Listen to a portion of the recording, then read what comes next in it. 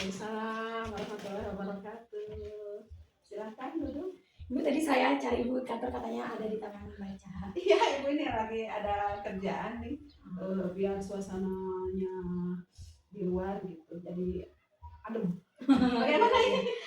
Ibu, bagaimana kabar ibu hari ini? Alhamdulillah, ya amin. Bagaimana kabarnya?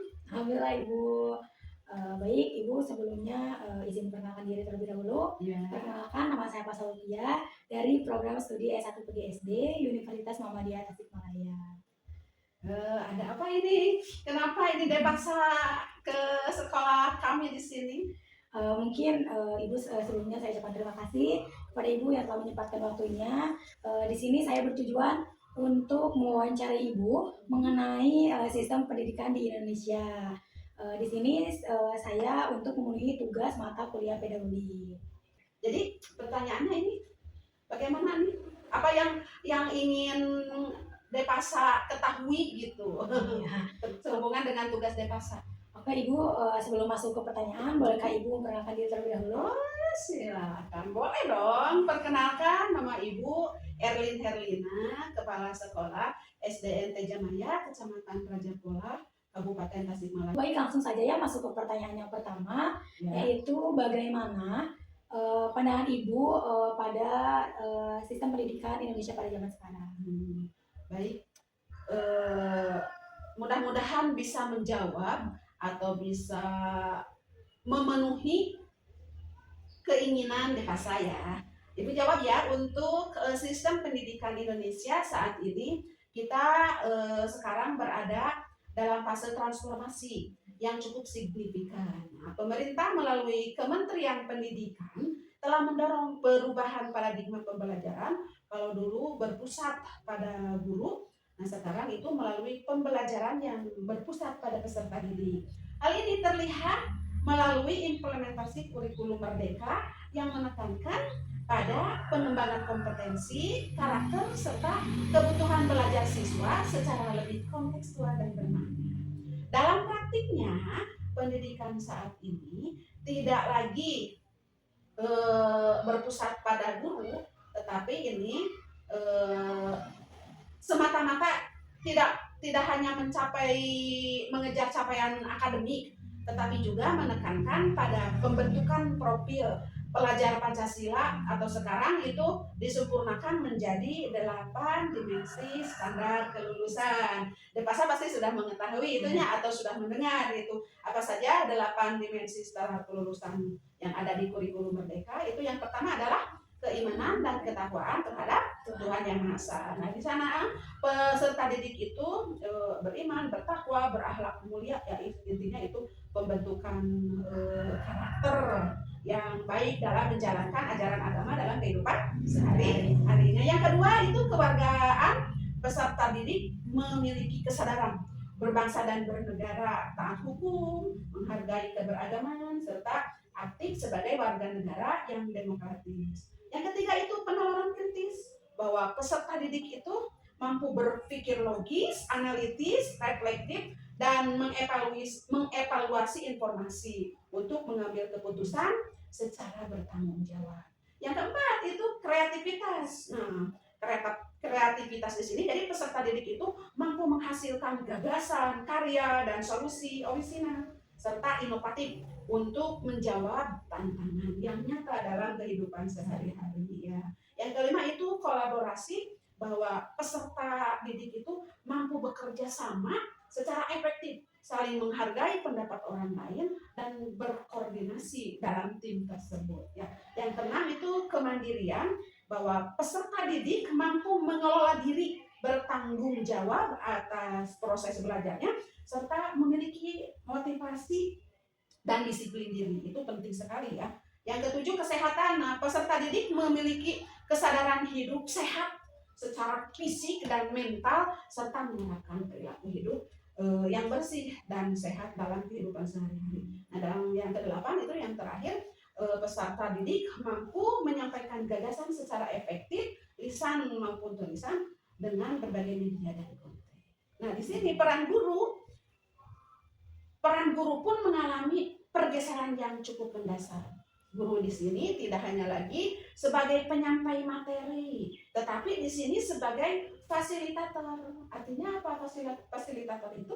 Bahwa guru itu sebagai pembimbing, juga motivator dalam menciptakan lingkungan belajar yang aman, inklusif, dan menyenangkan. Nah, di sisi lain bahwa di sini ibu sebagai kepala sekolah berperan sebagai pemimpin pembelajaran yang mendorong budaya refleksi, kolaborasi, dan peningkatan profesional guru.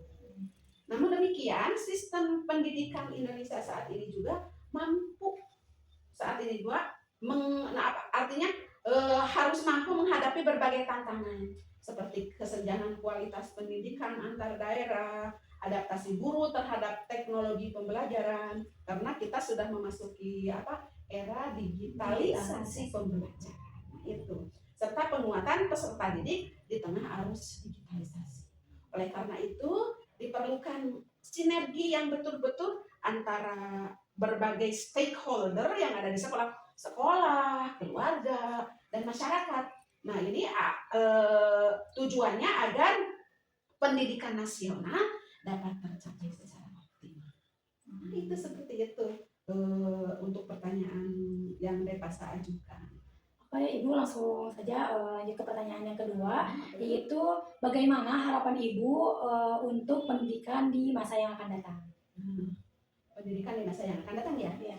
Di masa yang akan datang, sistem pendidikan Indonesia diproyeksikan akan semakin adaptif, fleksibel, dan relevan dengan perkembangan zaman.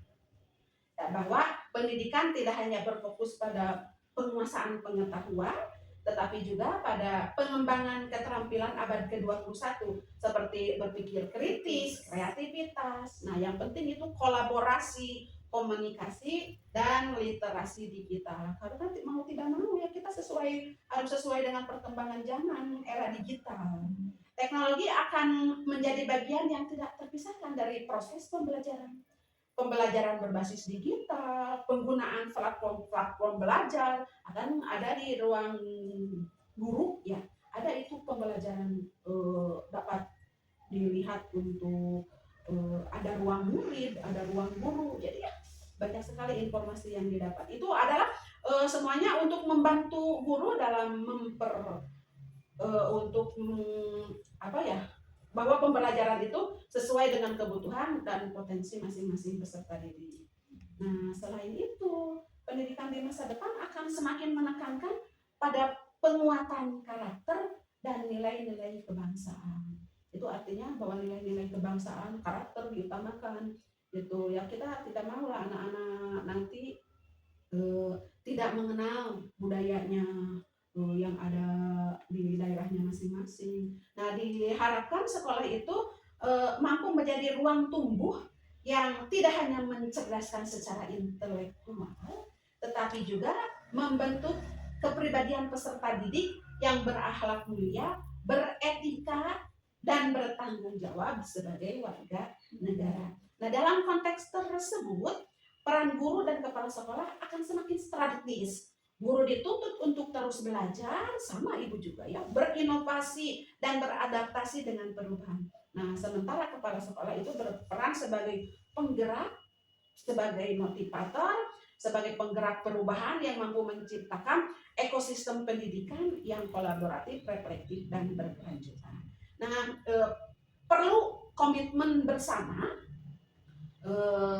karena dengan komitmen bersama itu boleh antara pemerintah, satuan pendidikan, serta seluruh pemangku kepentingan yang tadi disebutkan, diharapkan bahwa sistem pendidikan Indonesia di masa depan itu mampu melahirkan generasi yang unggul, berkarakter, dan siap menghadapi tantangan global tanpa kehilangan jati dirinya.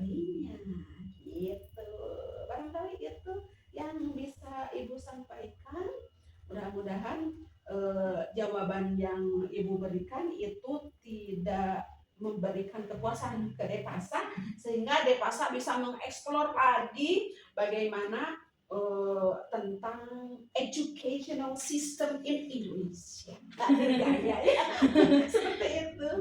Ya, mungkin Ibu itu pertanyaan dari saya. Semoga apa yang telah Ibu sampaikan bermanfaat untuk kita sama-sama. Mungkin Ibu sekian dari saya. Mohon maaf bila mengganggu waktu Ibu pada siang hari ini. Saya ucapkan terima kasih Ya, banyak. sama-sama. Mungkin sekian ya Bu. Wassalamualaikum warahmatullahi wabarakatuh. Waalaikumsalam warahmatullahi wabarakatuh. Sukses kembali untuk Deva saya. Amin Ibu. Ibu saya izin pamit. Boleh. Ya. Ibu, terima kasih ya Bu. Ya, Assalamualaikum. Waalaikumsalam warahmatullahi wabarakatuh.